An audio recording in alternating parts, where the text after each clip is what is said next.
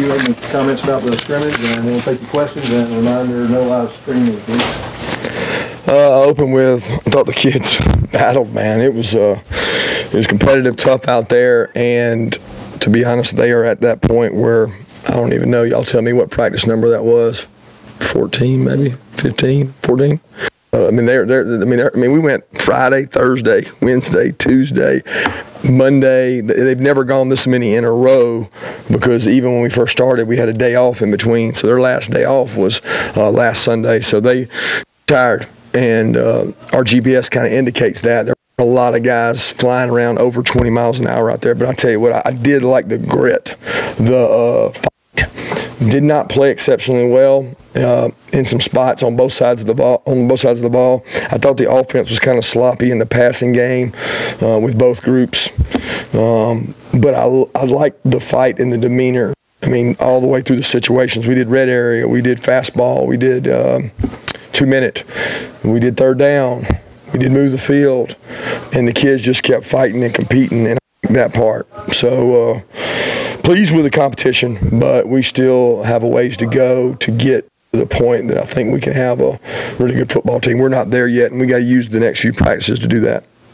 Coach, there was a lot of social media chatter and stuff. Zamir White got hurt during the scrimmage. Can you give some details on Yeah, he was on cover. He was covering a punt. It was a non-contact injury. There was nobody really around. He and Webb were kind of holding each other up, but I don't know anything yet. He's getting an MRI done right now. Left knee is his non-surgical knee, but I can't tell you much more than that. Is it unusual for him to be on? You guys are amazing. Sony Michel was a first-round pick last year. He covered a punt. All right. Derrick Henry covered every punt at Alabama.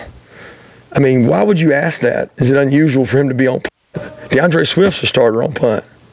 So is that unusual for our running backs to play? I mean, I'm sick for the kid because I don't know the severity of the injury. It's really not fair that all you guys run out there and throw stuff out there and we don't get a chance to talk to his parents. We've talked about that in here before. If you ask me about it after practice, that's fair. It's not fair for that kid's mom to find out about it from somebody talking and texting about it from in here.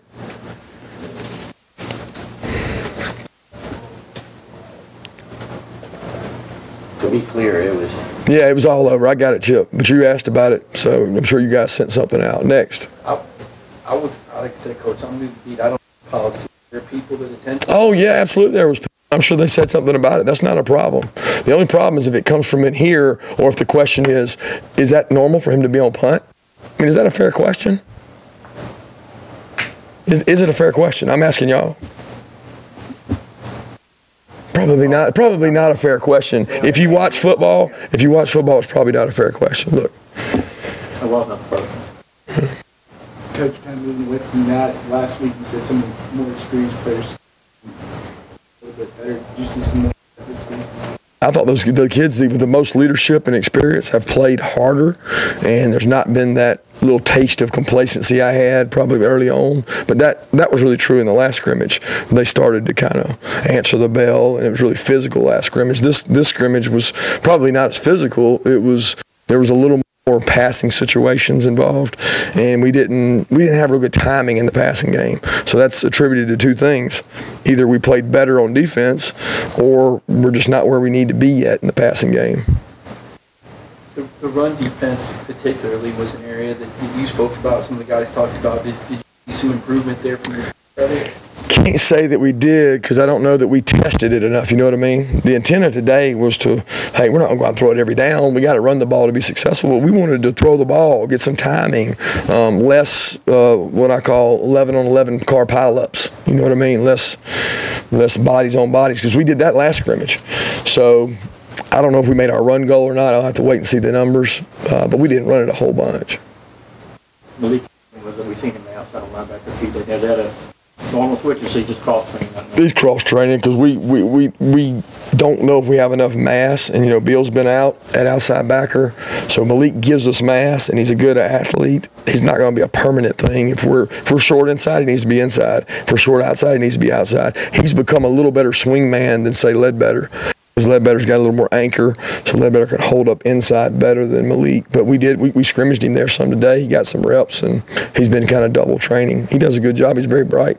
I feel like you're putting in a little bit more on corner back and Star and will be the top guy. Asking me, do I know who they are, or am I honing in? We're trying to hone in, but I don't know that the question's been answered. I thought today we gave up less vertical passes than we did last time, and we threw it more often. So we made more plays down the field. Can I tell you who the two starters are, or the starter opposite Bake? Probably can't tell you that right now because I don't know. I'll say this, Tyson Campbell played better today than he did last time. Stokes has played well, continues to grow. Mark Webb, now that he's back healthy, has played well. Our position is probably completely unsettled. I mean, it's still a competition. Eric, this guy probably gets forgotten a little bit. Was a super highly rated guy out there, but he's. I mean, it seems like he's, looking at the spring game and what some plays he's able to make, some of the run he's getting with you guys now. I mean, how far has he come, from this year to last? He's gotten a lot better. I'll tell you what's unique about him. Everybody knows his speed, and he was not.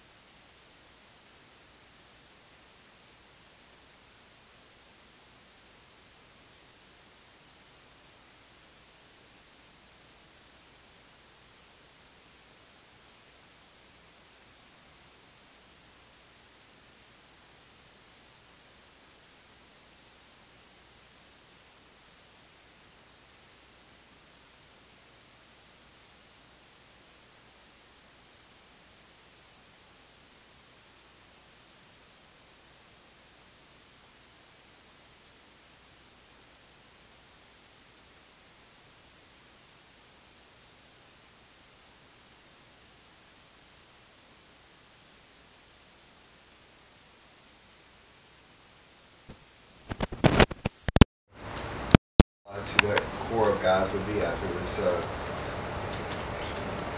scrimmage. Have you made any progress on who those guys will be, or how those guys are looking out there? Yeah, they're fighting their tail off. I mean, we do defensive line by committee. So if you're asking me who's on the committee, there's about 8 guys on the committee. And there's a bubble there with D-line where we'll probably travel 8, 9, or 10, depending on special teams. And there's some guys right on that threshold. The same way at wide receiver. We got some tough decisions to make because we can only travel 70 in the SEC. Well, the first game we can dress more than that, so we won't have that problem. But as you look to your roster, you don't want to be practicing guys in positions and they can't go to Columbia. So you got to make your roster from the 70 and say, who are we going to get ready to go coach and teach and get ready to go play at this point? And there's probably 8 to 10 guys in that fold. Where are you at inside linebacker right now? You said back in the spring, nobody's standing out. Yeah, it's by committee. I mean, there's guys that are going through. I can't say specifically today till I watch the tape. I know this, the 2 young guys, they don't know what to do. They make busts, they make mistakes, but Channing Tindall and Quay Walker are fighting tooth and nail. There's number one, they can run, and they'll hit you. It's 2 qualities of linebacker. Can you run, and will you hit somebody? They have done that well in camp. They don't know our defense completely inside and out. But we're not looking at week 1. We're looking at week 4, 5, and 6. So Jawan Taylor has had a good camp. Between Monty, Trez, and Tay, it's kind of a toss-up. Nate's been injured a bunch, and so has Jake Hunter. They're both back today. It's the first time you get to see them scrimmage. But the 2 young guys are really competing. How does that responsibility on the inside linebackers and their ability to call the defense affect Channing and maybe Quay's ability to play early? Well, we wouldn't put those 2 guys in together. When you put them with a more experienced guy, they kind of complement each other. And early in camp, we made them go by themselves with each other because it forced them to talk. Right. And now that we want to figure out who can play, we put them with the older partner to maybe make them relax a little bit, make some of the calls, and just see them play. And I think you're starting to see the results of that because they played a little better today, that they didn't have that pressure of everybody's counting on me for the call.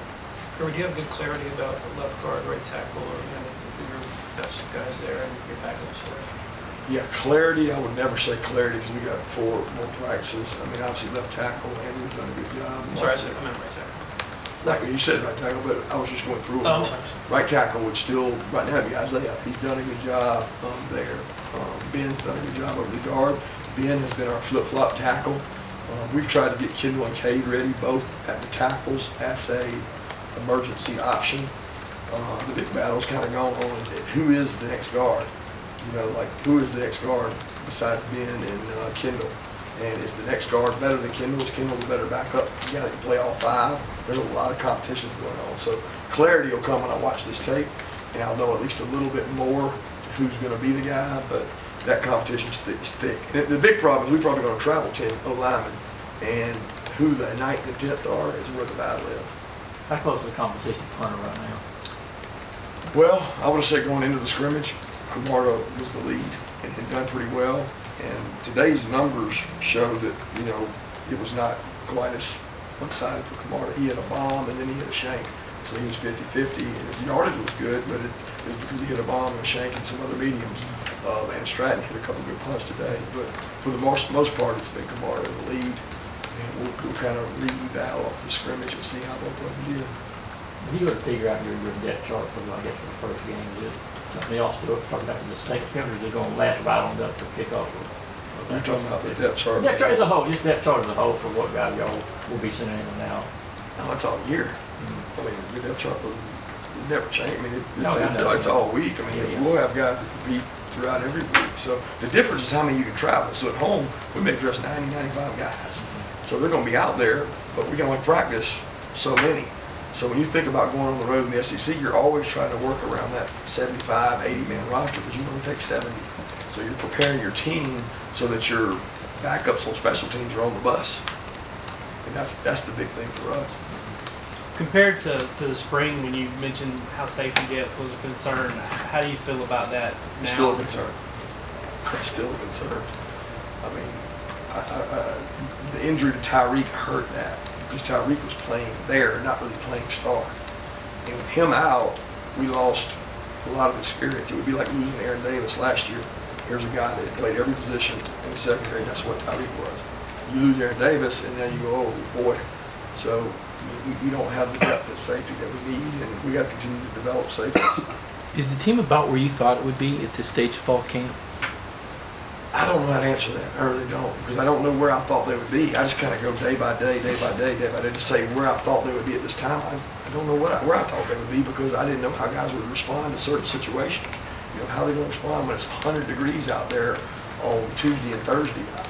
I don't know that. And what I'm pleased with is the character and effort in practice they've shown. There's been 2 practices that I was disappointed in.